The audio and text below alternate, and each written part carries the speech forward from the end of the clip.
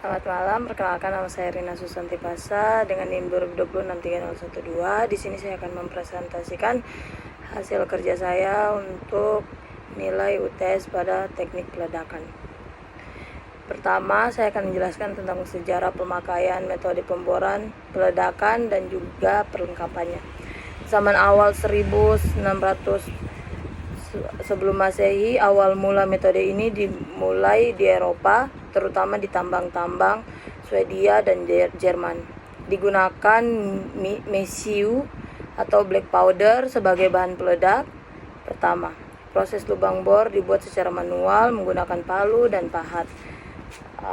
Mesiu dimasukkan, disulut dengan sumbu, dan ledakan memecahkan batu.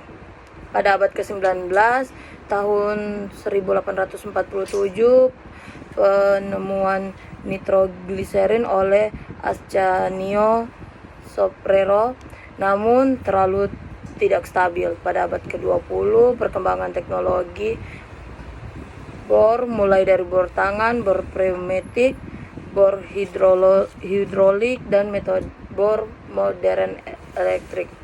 Pada zaman era modern, penggunaan komputer dan simulasi untuk merancang pola peledakan agar lebih presisi, aman, dan efisien.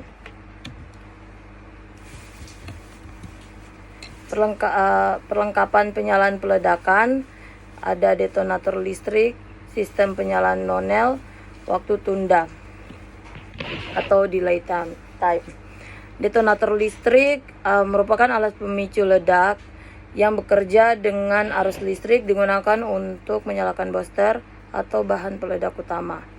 Komponennya itu kapsul logam, 2 kabel tembaga, dan terhubung ke blasting mains.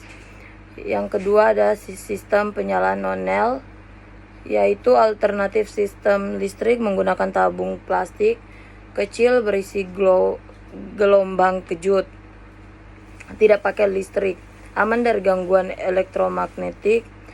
Komponennya itu shock tube, tabung fleksibel berisi lapisan tipis bahan ledak, dan juga detonator nonel starter. Waktu tunda untuk mengatur ukuran ledakan lubang bor agar fragmentasi batu lebih baik. Getaran dan suara ledakan terkendali, material terdorong keluar secara efisien, mengurangi resiko fly rock atau batu terbang.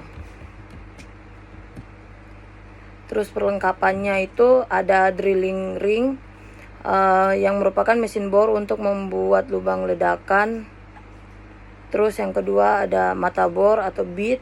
Ujung alat bor bisa jenis cross bit, button bit, atau drag bit. Terus yang ketiga ada stang bor atau rod, merupakan penghubung antara bor dan mata bor. Bahan peledaknya itu ada anvol, amonium nitrat, dan solar. Terus ada dinamit, terus ada emulsin eksplosif, ada slurry eksplosif, ada booster, dan juga ada detonator. Sistem penyulutan, yang pertama adalah sumbu bakar, terus yang kedua ada detonator elektrik, yang ketiga ada nonel, yang keempat ada elektronik detonator. Terus alat pendukungnya ada stemming rod untuk memadatkan bahan pengisi lubang bor, ada blast mats untuk mengamankan agar batuan tidak beramburan.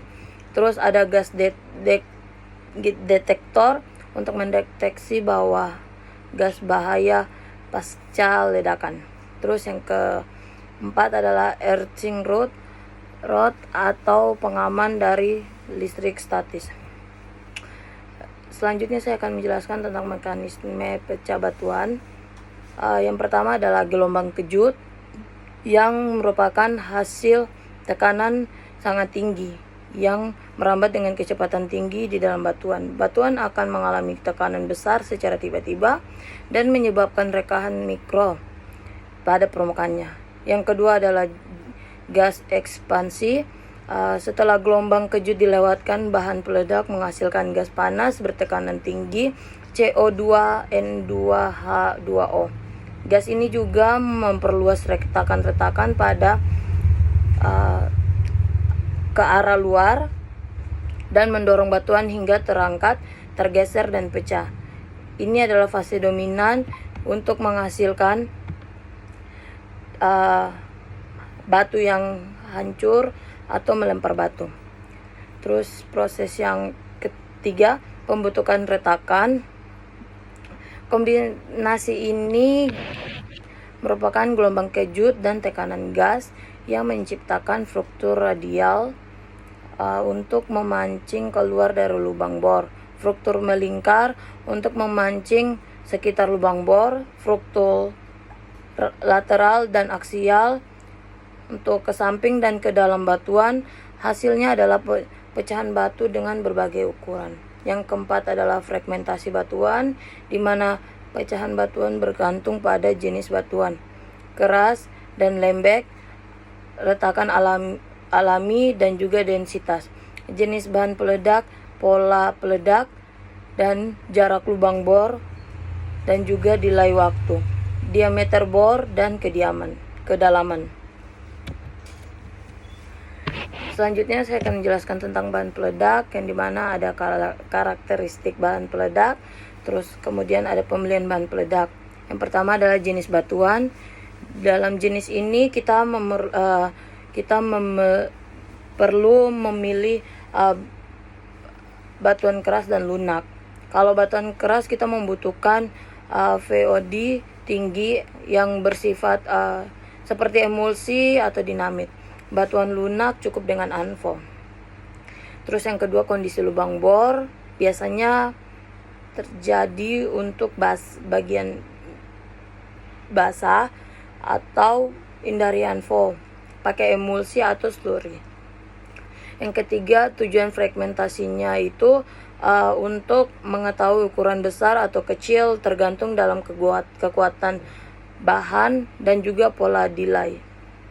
Yang keempat yaitu faktor lingkungan, hindari bahan dengan asap beracun.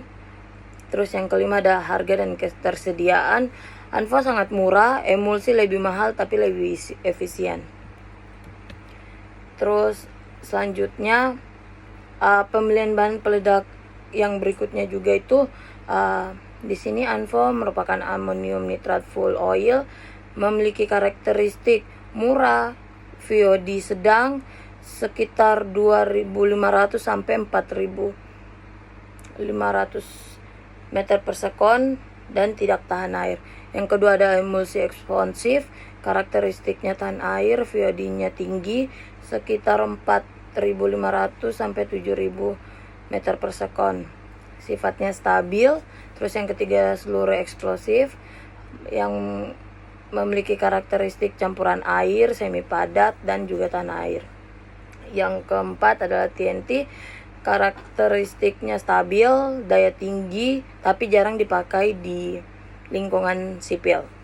Yang kelima, water gel, memiliki karakteristik mirip slurry, tahan air, dan VOD-nya bervariasi. Yang keenam adalah dinamit, karakteristiknya sangat kuat, sensitif, tapi tidak ramah lingkungan. Yang terakhir saya akan menjelaskan tentang primer dan booster. Primer sendiri adalah bahan peledak sensitif yang digunakan untuk menginisiasi detonasi dari bahan peledak utama atau main change. Biasanya berupa detonator dan yang dimasukkan ke dalam booster atau bahan sensitif lainnya.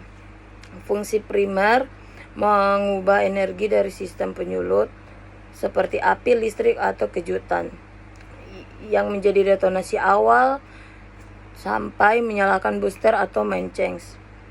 Jenis primer umum yaitu ada detonator elektrik, nonel atau bahan primer seperti lead acid dan lead stipanit.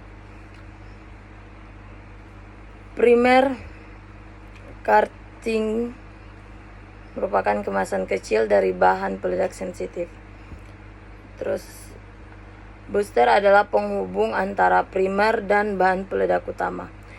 Terbuat dari bahan peledak untuk mencegah sensitivitasnya, tapi cukup kuat untuk menyalakan ANFO atau bahan low sensitif lainnya.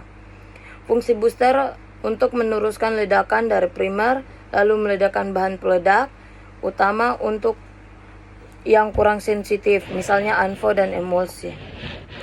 Bahan booster umumnya itu ada pentolit, ada Tovex, booster, dan dinamit.